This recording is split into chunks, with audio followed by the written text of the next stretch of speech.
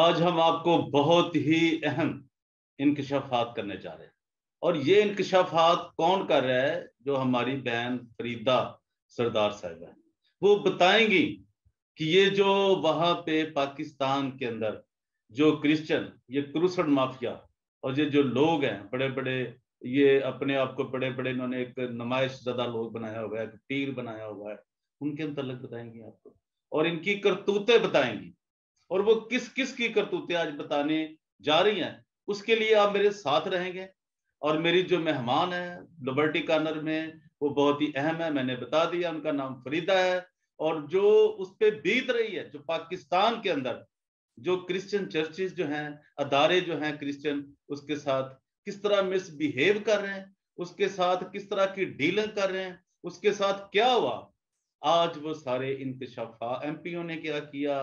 ये जो ये रिचल का आदमी है, जवेद अल्लाह दिता, क्या वो जॉन अल्लाह दिता साहब, एडी साहब, जॉन एडी साहब, उनका क्या कैसा रवैया था, और ये अजदा का रवैया कैसा था, कुबरों का कैसा था।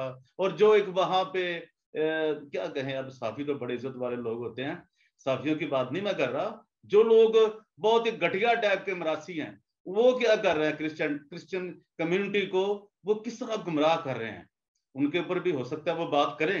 लेकिन आज का जो लिबर्टी कॉर्नर है, ये बहुत अहम होने जा रहा है। तो मेरी आपसे दरखास्त है, सबसे पहले मेरा लिबर्टी कॉर्नर में परवेज रोशन आपकी खिदमत में सलाम पेश करता है, इस उम्मीद के साथ कि अभी तक जिन मेरे दोस्तों ने, अजीजों ने, बहनों भाइयों ने, मुझे प्यार करने वालों ने, मुझसे जो मुझे सपोर्ट करते हैं, मैं उनसे गुजारिश करता हूं कि वो मेरे चैनल को डीजीए BKK 2020 को जरूर सब्सक्राइब करें, लाइक करें, शेयर करें। और मैं आपके कमेंट्स पढ़ता हूं और फिर मैं आपको सलाम पेश करता हूं कि आप लिखते हैं, और जरूर लिखें, आप मुझे राय दें कि मैं आपके लिए कैसे बेहतर काम कर सकता हूं और जो मैं बेहतरी ला सकता हूं माशरे के अंदर, पाकिस्तानी जो माशरा है उसके अंदर मैं क्या कर सकता हूं, उसके तलक से मैं आपसे गुजारिश करता हूं और आपसे उम्मीद करता हूं कि आप मेरे चैनल को जरूर सब्सक्राइब करेंगे। तो आइए हम वेलकम करते हैं अपनी प्यारी बहन फरीदा को, कि जो आज एक नहीं कई वो इंकशाफात करने जा रही है। तो जी वेलकम है बहन फरीदा आपका। तो आज लिबर्टी कॉर्नर में हमारे साथ तशरीफ ले आई हैं हमारी प्यारी बहन फरीदा सरदार, और हम इनसे जो वो अहम इंकशाफात करने जा रही हैं, हम आज इनसे वो सीखेंगे, समझेंगे कि इनके ऊपर एक मसीही होने के नाते जो जुल्म सितम हो रहा है, जो इनके खानदान, जो चर्चेज, जो ये पॉलिटिकल लोग जो हैं, जो सियासतदान और जो समाज में हैं, और वो किस तरह ये बेचारी अपने दुख का इजहार कर रही है, बार बार अदालतों के दरवाजे खटखटा रही है, चर्चेज के दरवाजे खटखटा रही है, मगर इसकी कोई फरियाद सुनने वाला नहीं है। लेकिन मैं मायूस नहीं हूं कि मेरा खुदावन इसकी फरियादों को जरूर सुनेगा, और चूंकि वो कादर मुतलिक है, वो खुदा है, और वो इस बेचारी की जो हिम्मत है, जो ढारस है, वो बंधाएगा खुदा जरूर, और इसको जरूर इंसाफ दिलाएगा, इसकी जिंदगी बचाएगा। तो बहन, हम मुझे सबसे पहले तो मैंने आपको खुश आमदीद कहा है, वेलकम कहा है अपने शो में, लिबर्टी कॉर्नर में, लेकिन मुझे अफसोस है कि मैं कोई आपकी मदद नहीं कर सका। लेकिन मैं खुदा से दुआ कर रहा हूं कि खुदा जरूर आपके लिए कोई बेहतरी का रास्ता खोलेगा। तो मेरी बहन, सबसे पहले आपसे ये मेरा सवाल है कि अभी तक आपने पुलिस के पास गई हैं, चर्चेस में गई हैं, ये जो मिनिस्ट्रियों वाले लोग हैं इनके पास आप गई, यानी एनजीओ के जो लोग हैं, वो चर्चेस तो नहीं है, एनजीओ के नाम पे वो चर्चेस का जो धंधा कर रहे हैं, एक वो हैं जो एक दिखावे के लोग हैं।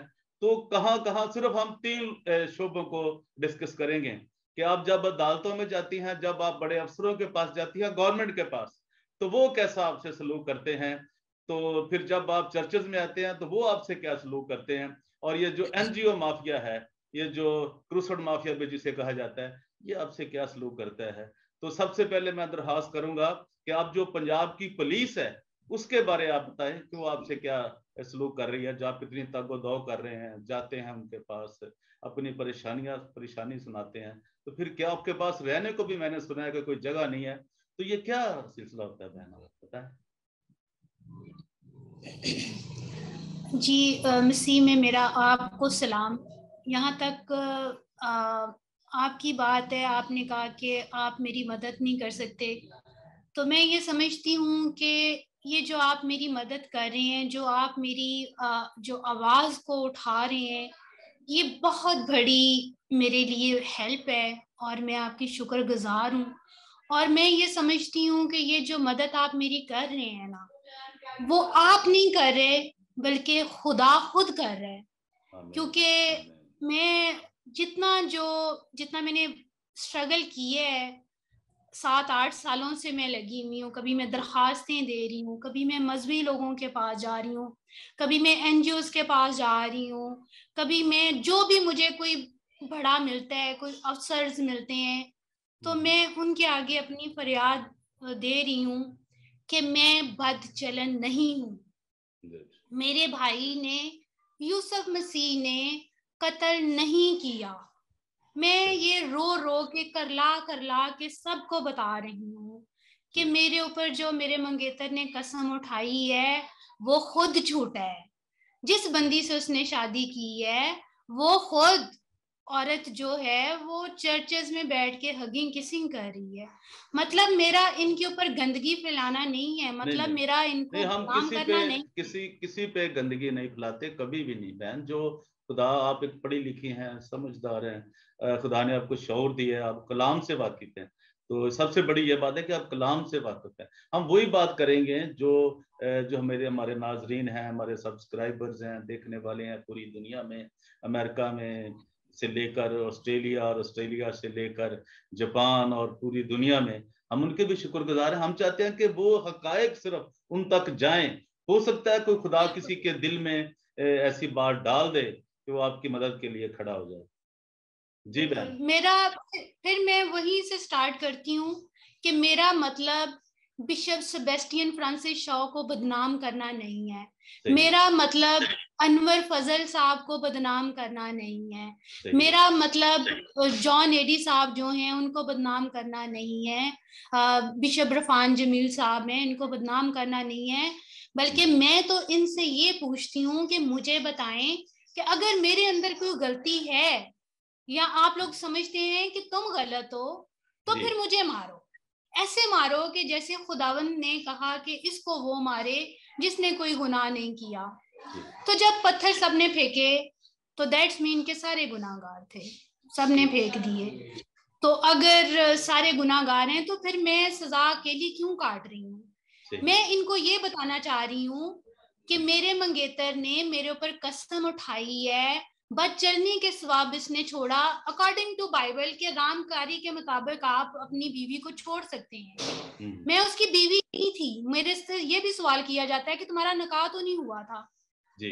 फिर बाबू असर चमन जो हैं, इन्होंने खुद जब इनको मैंने हालातों वाकयात अपने सुनाए तो इन्होंने खुद मुझे कहा कि अगर तुम लोगों ने मियाँ बीवी की सूरत हाथ भी पकड़ लिया तो तुम लोग मियाँ बीवी हो गए। क्योंकि पाक कलाम में लिखा हुआ है कि अगर तुमने सोच भी लिया तो तुमने गुनाह कर लिया।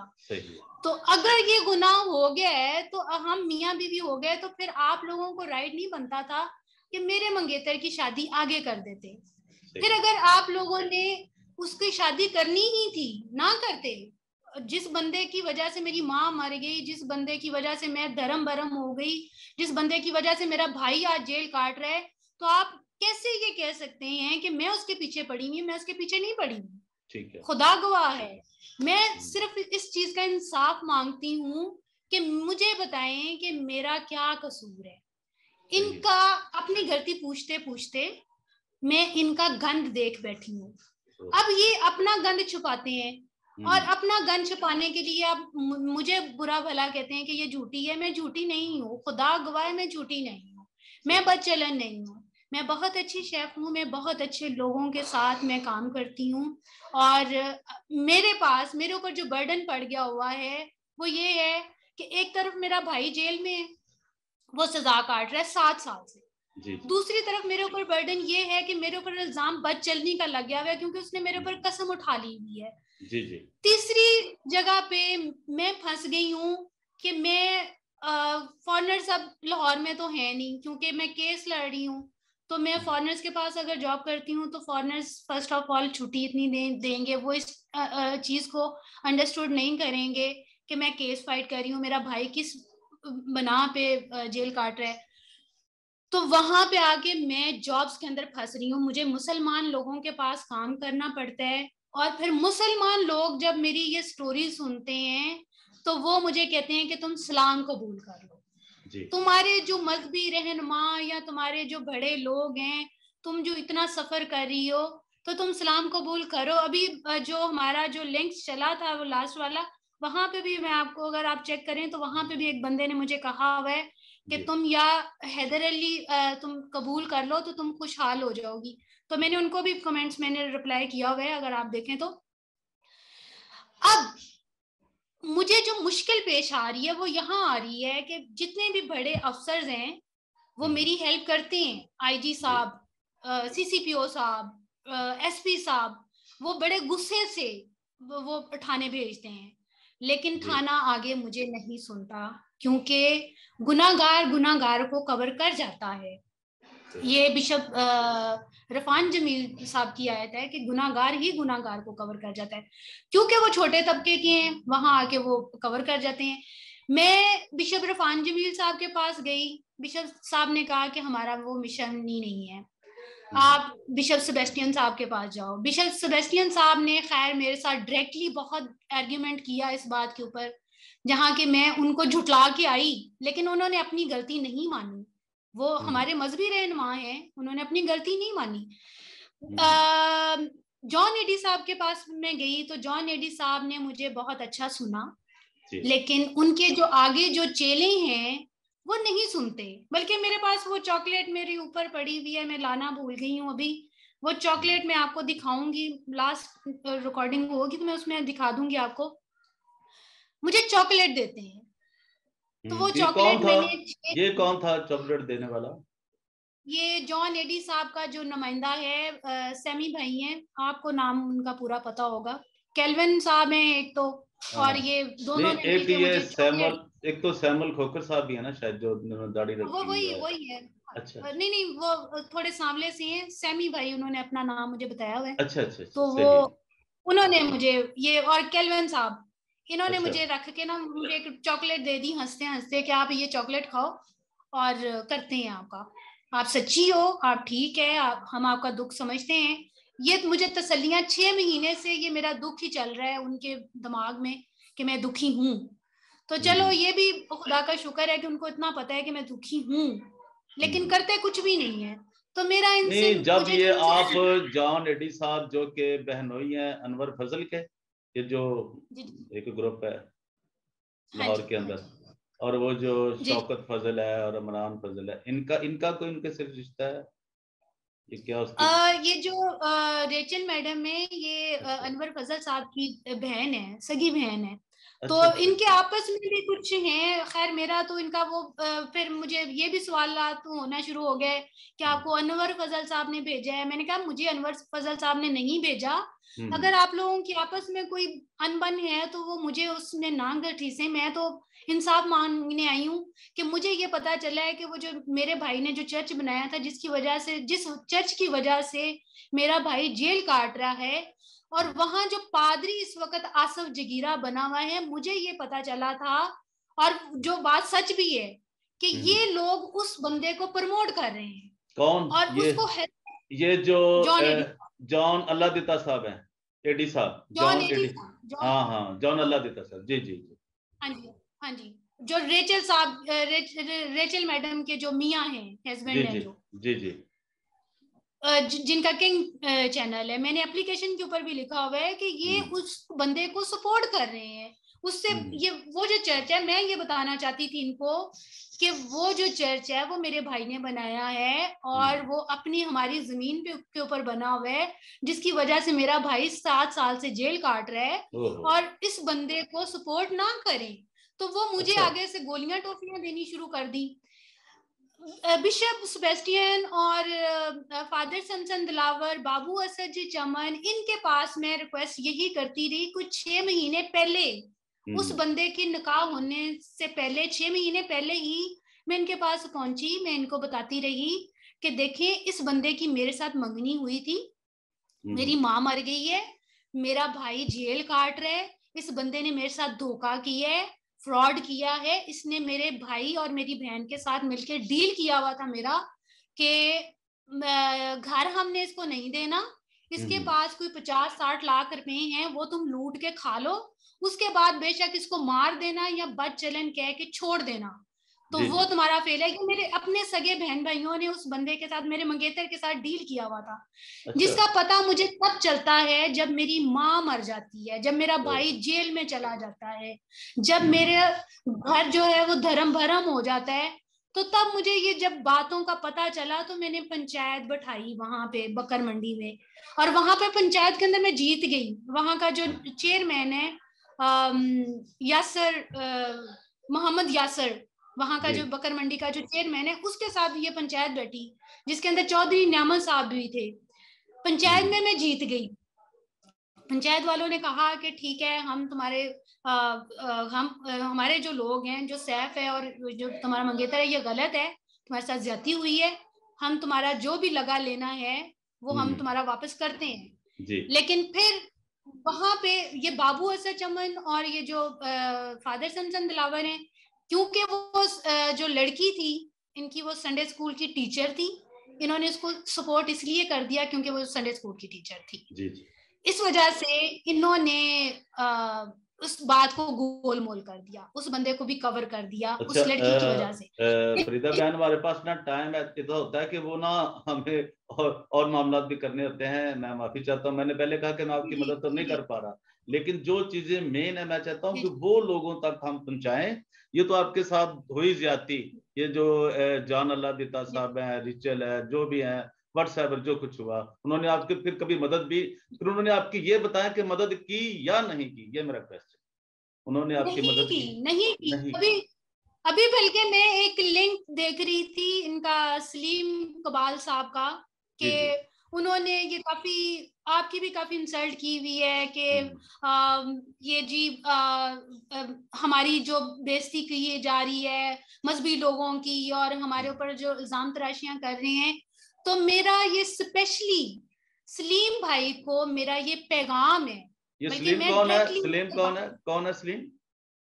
सलीम कबाल जो एज ए टीवी के जो उसको रन आउट करते हैं।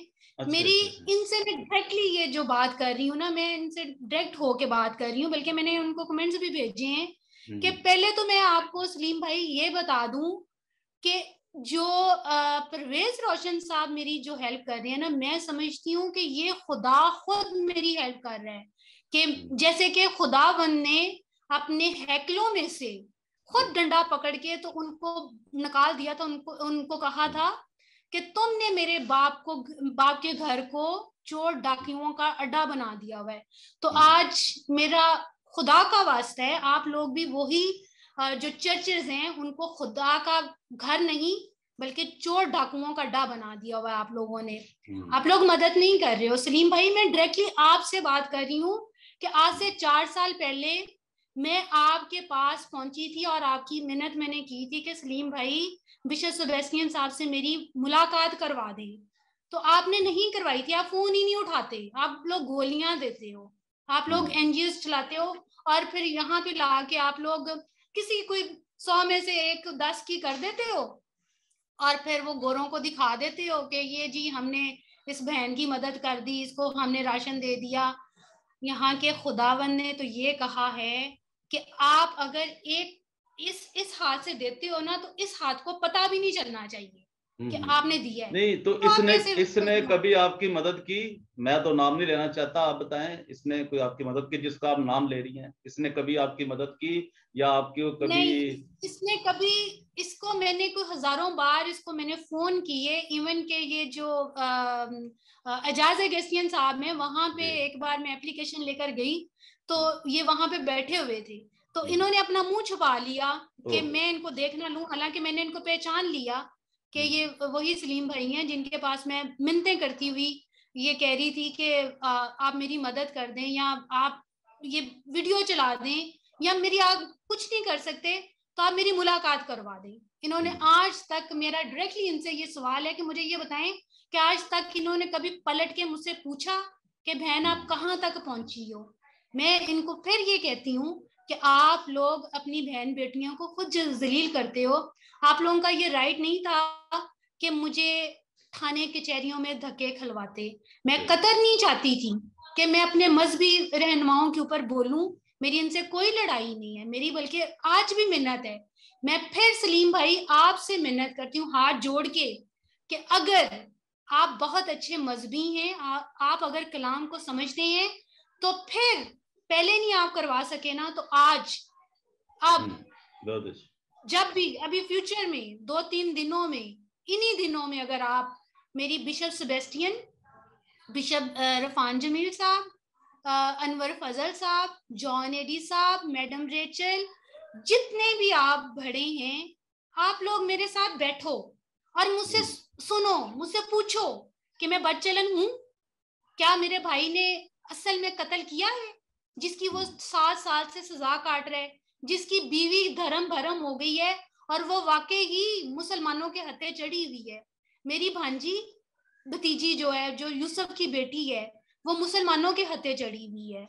मेरी एक भतीजी जो जिसने भाग के शादी कर ली है। हम सारी औरतें जो है, मेरे बाप का जो खानदान है, हम धर्म भरम हो रहे हैं। एक वाहद मैं हूँ सलीम भाई जिसने इस्लाम कबूल नहीं किया, मैं बची हूँ। बाकी आप लोगों की बहन बेटियां इसीलिए इस्लाम कबूल करती हैं कि आप लोग खुद पूछते नहीं हो, वो मजबूर हो जाती हैं। फिर जिसका जो दिल चाहता है फिर वो कर लेती हैं। तो जैसे आप लोगों ने मुझे कहा है ना कि जाओ जाके पर्चा करा दो, जाओ जो करना है वो कर लो, ऐसे कोई नहीं सुनता, क्योंकि किसी के पास पर्चे करवाने को टाइम नहीं है। सिर्फ मेरे पास टाइम था, मैं पूछना चाहती थी, क्योंकि मैं बाइबल पढ़ती थी, मैं बाइबल का नॉलेज रखती थी। सारे बाइबल का नॉलेज नहीं रखते।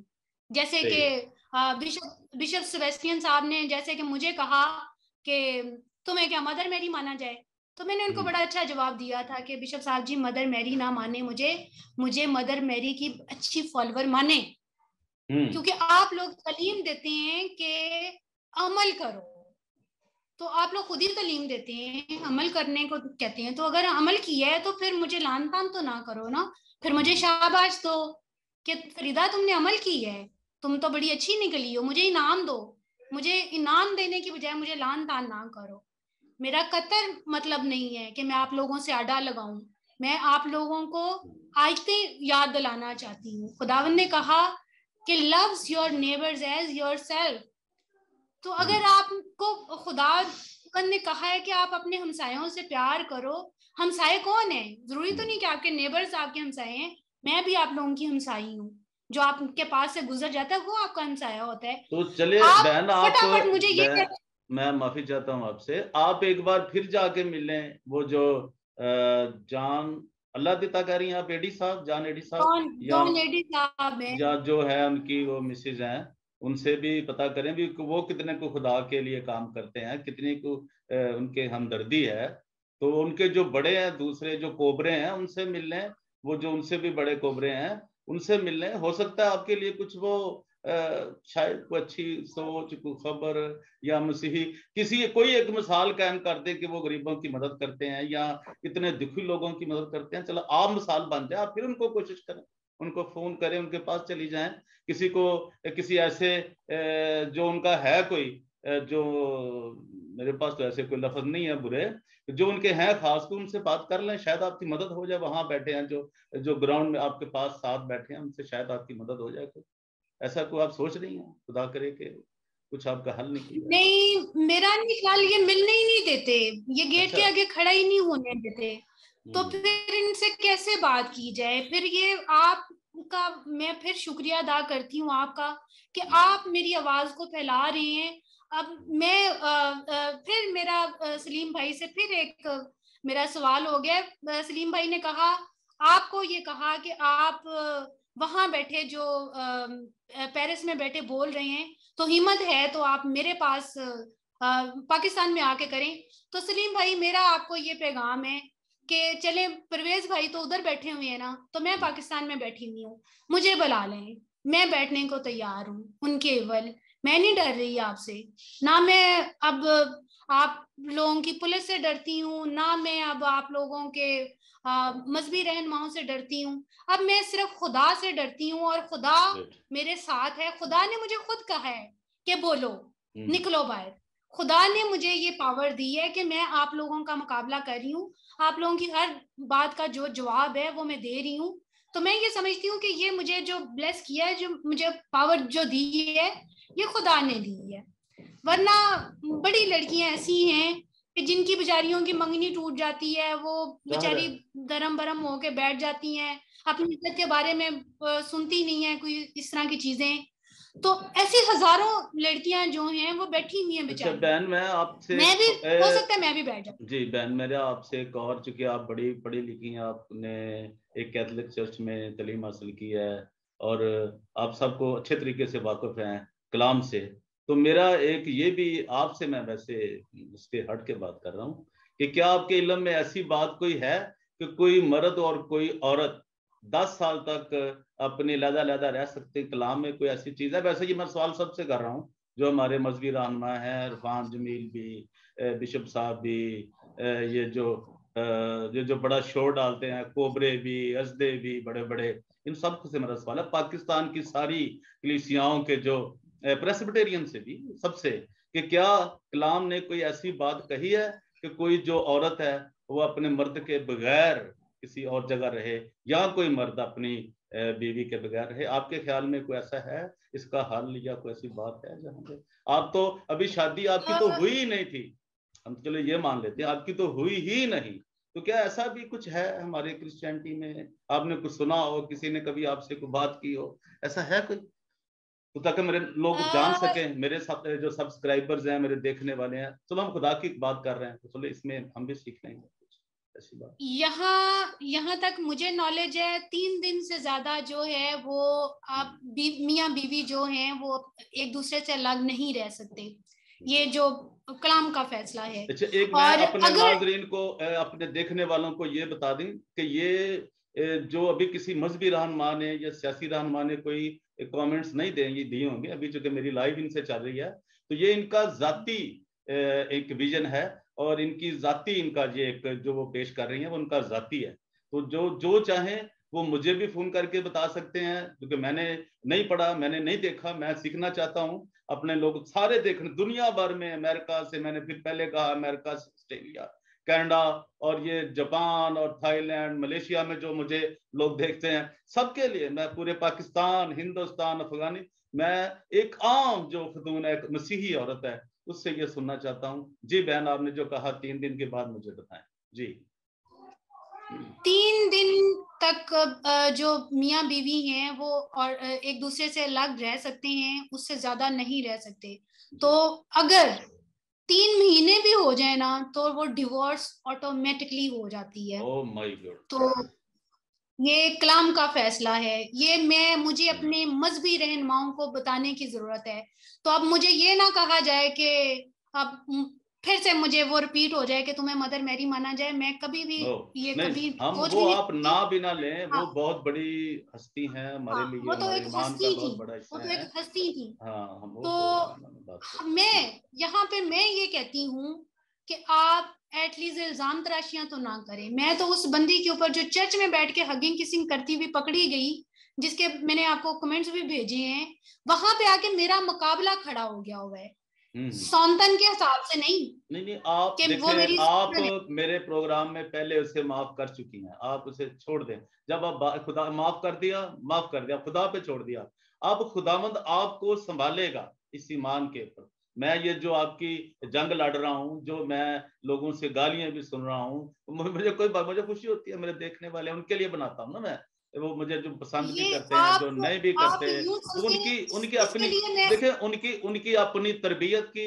उनकी अपनी तालीम की, उनकी अपनी हर चीज का, उनका देखिए अपना क्राइटेरिया है। वो देखो जो उन्होंने सीखा है अपने वालदैन से, माँ, मैं तो किसी को, उसके कोई किसी को भी कभी जो इल्जामी जवाब नहीं कभी देता, मैंने जिंदगी में नहीं दिया, ठीक है, और मैं दूंगा भी नहीं कभी, मैं ऐसा मैं सोच भी नहीं सकता। वे अपने अपनी तालीम की बात है ना। तो जो आप जो मैसेज दिया जब भी आपने 3 दिन वाला, ये मैं जी तवक्को करता हूं पूरे पाकिस्तान के चर्चेस को, मैं चैलेंज कर रहा हूँ कि ये मुझे इसके लिए चाहिए, मुझे मेरे लिए, चलो मेरे लिए बनाओ, ताकि मैं आपके पैगाम को पूरी दुनिया में बताऊं, अपने चर्चेस में बताओ कि ये देखें जंग की हालत में ये खुद शायद ऐसा हो सकता हो जो इंसानों ने, यूएनओ ने, मुल्कों ने, अमेरिका ने, बड़े अदारों ने कवानीन बनाए हों कि जंग की सूरत में जो या कोई भी प्रॉब्लम आप पे आ गई है जेल की सूरत में, जैसे आपका भाई जेल में है, उसके बच्चे हैं, तो इसके अलावा जो आपने बात किया 3 दिन की, क्योंकि आपका तो अभी शादी का तजुर्बा नहीं है, लेकिन आप जो कलाम से सीखा है, आपने जो कलाम से की आपने बात की है, आप एक आम खतून है, आपको मजहबी लीडर नहीं है, आपने अपनी एक राय दी है, आपने या जो आपने सुना है, जो कलाम ने आपने, अब हम उसे मर्ज नहीं कर सकते चीजों में, ठीक है ना। तो मैं ये कह रहा हूं कि आपका मैं बहुत शुक्रगुजार हूं कि आपने जो कहा, और आप कुछ कहना चाहती हैं तो ताकि हम इसको वाइंड अप करें। प्रोड्यूसर साहब मुझे बड़े गुस्से से देख लें जब मैं थोड़ा सा मैं फिर से मेरी वजीर आजम साहब से मेरी दरख्वास्त है कि पादरी कम कर दें। पादरी बहुत ज्यादा हो गए हैं और झूठे पादरी बहुत ज्यादा हो गए हैं। कोई 100 में से 10 अच्छे हैं। मैं किसी को बुरा नहीं कह रही, मैं किसी का बाय नेम किसी को बुरा नहीं कह रही। मैं फिर कहती हूँ कि मेरी किसी से लड़ाई नहीं है। मैं इनसे मिन्नत करती करती मैं यहाँ तक पहुंच गई हूँ। मेरी मदद नहीं हुई है, मेरा घर धर्म भरम हो गया है, मेरा भाई 7 साल से जेल काट रहा है, उसका खानदान बर्बाद हो गया है, मेरी भाभी मुसलमानों के हाथे चढ़ गई है, मेरी भतीजी चढ़ गई है, मैं पूरी धर्म भरम हो गई हूँ। और फिर आप लोग अगर कहते हो ना कि मुसलमान हमें तंग करते हैं, तो मैं फिर ये वही कहूंगी, तनसिया आप लोगों को कहूंगी कि मुसलमान हमें तंग नहीं करते, आप लोग खुद अपनी बहन बेटियों को तंग करते हो।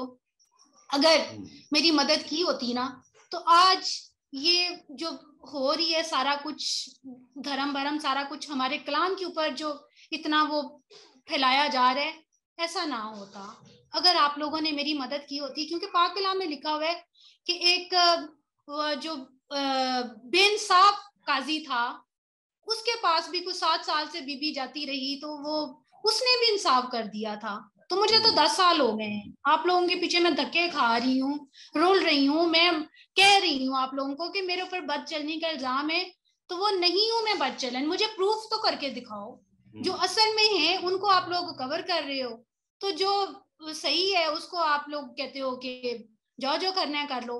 तो मुझे अच्छा नहीं लगता कि मैंने आप लोगों के खिलाफ दरखास्तें दी हुई हैं। इसके फादर समसन दिलावर और बाबू असद चमन के ऊपर, मैंने पकार के ऊपर मैंने केस दायर किया हुआ है। हाँ जी, तो मैं वजीर आजम साहब से फिर मैं यही दरखास्त करती हूँ कि प्लीज एक तो आप अपनी पुलिस को थोड़ा सेट करें और पादरी कम कर दें। मैं हाथ जोड़ के वजीर आजम साहब से दरखास्त करती हूँ कि पादरी कम कर दें, बहुत ज्यादा हो गए हैं, और झूठे पादरी तो बहुत ज्यादा हो गए हैं, क्योंकि ये इतना इन्होंने कत्लो गारत फैला दी हुई है, लोगों के खानदानों के खानदान तबाह हो रहे हैं, और ये कलाम कम सुनाते हैं, बिजनेस ज्यादा करते हैं। तो खुदावंद ने तो पाक कलाम में लिखा हुआ है कि जब तू मेरा कलाम सुनाने जाए तो तेरे चोले की पॉकेट भी नहीं होनी चाहिए। तो इन्होंने तो बैग पकड़े हुए हैं बड़े बड़े। तो ये प्लीज इनको कम करें ताकि कत्लो गारत कम हो और उस्ताद जरा कम हो जाए, क्योंकि स्टूडेंट तो है नहीं, उस्ताद बन गए हुए सारे, तो किसको क्या टीच करेंगे ये। इस वजह से मेरी दरख्वास्त है, और मेरे ऊपर कोई गौर फरमा दे अगर किसी को कुछ तरस आता है, क्योंकि मैं धर्म भरम हो चुकी हूँ। मैं जॉब नहीं कर सकती हूँ, जॉब करती हूँ तो वो कहते हैं इस्लाम कबूल कर लो, हम मदद करते हैं, और फिर मैं इस्लाम कबूल नहीं करना चाहती। अगर मैंने कर लिया तो इन्होंने कहना है कि देखा यही चाहती थी, ये हो गया ना, बस ये ऐड मानना चाहती थी। तो मैं इनको ये कहने का मौका नहीं दूंगी। अगर ये मुझे ये इस्लाम कबूल कराएंगे तो फिर ये मुझे लिख के देंगे, मैं इनसे लिखवाऊंगी कि मैं इनसे संभाली नहीं जा रही, और इस वजह से ये इतने काबिल नहीं है कि ये मुझे संभाल सके। एक मैडम के पास गई तो मैंने उनको कहा कि मैडम मुझे ना ब्रिगेडियर साहब की वाइफ थी वो। तो मैंने कहा कि आप मुझे ना असाइलम वीज़ा ले दें, मैं इस मुल्क से बाहर चली जाती हूँ। तो वो मुझे कहती हैं कि पहले तो मैं तुम्हें ये बताऊं कि मेरा मियाँ जो है ना वो हाजिर ड्यूटी है, तो अगर हमने तुम्हें ये कदम उठा लिया ना, हम कर तो सकते हैं, तुम्हें असाइलम वीज़ा लेके दे सकते हैं, लेकिन सबसे पहले जिस मुल्क का भी एम्बेसडर होगा वो उठा वजीर आजम साहब को फोन देगा कि क्या तुम लोगों से एक बच्ची नहीं संभाली जा रही, बहुत अच्छी। एक और संभाली जा रही, कि उसको यहाँ खतरा दे के तो उसको मुल्क से बाहर निकाल रहे हो। तो इस वजह से अपने लोगों के पास जाओ, उनको अपनी प्रॉब्लम बताओ, कोई तो सुनेगा ना, किसी के तो दिल में कोई रहम आ जाएगा, लेकिन किसी के भी नहीं आ रहा, कोई सुनता ही नहीं है। जिसको मैं कहती हूँ वो कहता है हमारा मिशन नहीं है, हमारा नहीं है, उसके पास जाती हूँ तो वो कहता है उसके पास चली जाओ, उसके पास जाती हूँ तो वो कहता है उसके पास चली जाओ। मैं कितनी कुछ देर में भागती हूँ, एंड में रुक गई हूँ। अब यहाँ पे बिशप साहब हैं, बिशप साहब ने मुझे अपने घर में पनाह भी दी है, उन्होंने मुझे अपने फैमिली के साथ रखा हुआ है, हर चीज मुझे मुहैया कर रहे हैं। तो ये भी खुदा ने उनके कोई दिलो दिमाग में डाली है बात, तो वो समझा उन्होंने कि ये वाकई में जरूरतमंद है, दुखी है। तो खैर उन्होंने तो खैर और भी बड़े लोगों की हेल्प की हुई है। और जो इन्होंने इनका जो मुझे किसी ने बताया था ना, वो मुस्लिम भाई था, जो बिशप साहब जिन्होंने मुझे रेफरेंस दिया, तो वो मुस्लिम भाई था। वो उसके पास भी मैं एप्लीकेशन लिखवाने गई, कोई यहाँ कोई ग्रीन टाउन का ही है बंदा, तो उसने मुझे जब मेरी एप्लीकेशनें पढ़ी और देखा तो उसने कहा कि इतना पहाड़ उठाया हुआ है तुमने। तो उसने मुझे बड़े लोगों का नाम लिया कि फलां के पास गई हो, फलां के पास गई हो। मैंने कहा मैं सारों के पास गई हूँ। उन्होंने कहा कि एक बंदे के पास नहीं गई होगी। मैंने कहा कौन से? कहते कि उन्होंने नाम लिया, आप जानते हैं उनको लेकिन मैं अभी नहीं बताऊंगी। तो उन्होंने कहा कि इस बंदे के पास गई हो? तो मैंने कहा हाँ जी मैं गई हूँ। नहीं सॉरी, मैंने कहा कि मैं इनके पास नहीं गई, मैं इनको नहीं जानती। तो उन्होंने कहा कि जाओ, ये खुदा के भेजे हुए बंदे हैं, ये तुम्हारी मदद करेंगे। ये मुस्लिम भाई ने इनकी गवाही दी और फिर मैं इनके पास आई और इन्होंने मुझे सारा सुना, इन्होंने मेरा वो केस भी सुना, देखा, और फिर मुझे अपने घर में पनाह भी दी। फिर मुझे इन्होंने आपका रेफरेंस दिया और इन्होंने कहा कि परवेज भाई हैं, वो इस चीज को रन आउट करेंगे और तुम्हारी हेल्प भी करेंगे। वैसे तो कुछ नहीं कर सकते, लेकिन ये है कि तुम्हारी आवाज जो है वो पूरी दुनिया में फैला देंगे। तो मेरे लिए आपकी ये जो हेल्प है मेरे लिए बहुत ज्यादा है, बल्कि मैं समझती हूँ कि जरूरत से भी ज्यादा हो गई है मेरे लिए। सलीम सलीम सुनील गौरी साहब, इन्होंने मेरी रिकॉर्डिंग की करके, मुझे नहीं पता कि उन्होंने क्या किया। मैं फिर भी उनके आगे रिक्वेस्ट ही करती हूँ कि सुनील भाई आपका भला ही हो, 6-7 महीनों से अगर आपने ये वो चला दिया होता, कर दिया होता कुछ, तो मेरे एटलीस्ट ये जो 6-7 महीने थे ये तो ना वेस्ट होते।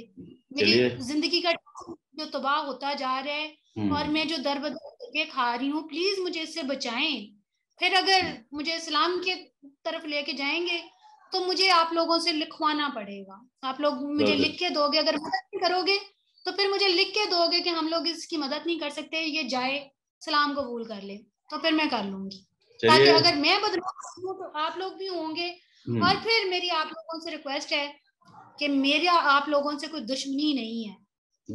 मदद करनी थी, आप लोगों ने की नहीं है, तब लाके मैंने आप लोगों को यहाँ पे लाके खड़ा किया, क्योंकि आप लोगों ने मुझे जलील बहुत की है और मैं आप लोगों से हरजाना मांगूंगी जो आप लोगों ने मेरे 7-8 साल मेरी जिंदगी के तबाह किए हैं, स्पेशली अपने मंगेतर से। और मेरा भाई जो मेरे घर में चोरियां किए जा रहा है, मेरी माँ का बनाया हुआ जो जहेज है मेरे लिए वो निकाली जा रहा है, उसके खिलाफ मैं दरखास्त देती हूँ। तो पुलिस सुनती नहीं है। चलिए बहन, थैंक यू वेरी मच। आपको मैं सलाम पेश करता हूँ, आपकी हिम्मत को मैं दाद देता हूँ कि आप इतनी बड़ी जंग लड़ रहे हैं और अकेले लड़ रहे हैं, इतने बड़े ये क्रूसेड माफिया के खिलाफ, ये बिशपों के खिलाफ और ये जो नाम नहाद NGO वाले टोले हैं इनके खिलाफ। खुदावंद आपको बड़ी बरकत दे। लिबर्टी कॉर्नर में परवेज रोशन आज के लिए इतना ही। इस बहन की फरियाद को जरूर सुने और जिन लोगों ने, दोस्तों ने अभी तक मेरे चैनल को सब्सक्राइब नहीं किया वो जरूर करें। DGA BKK 2020 को लाइक करें, शेयर करें और कमेंट्स करें। थैंक यू वेरी मच बहन, और सबको मेरा एक बार फिर सलाम। Thank you very much.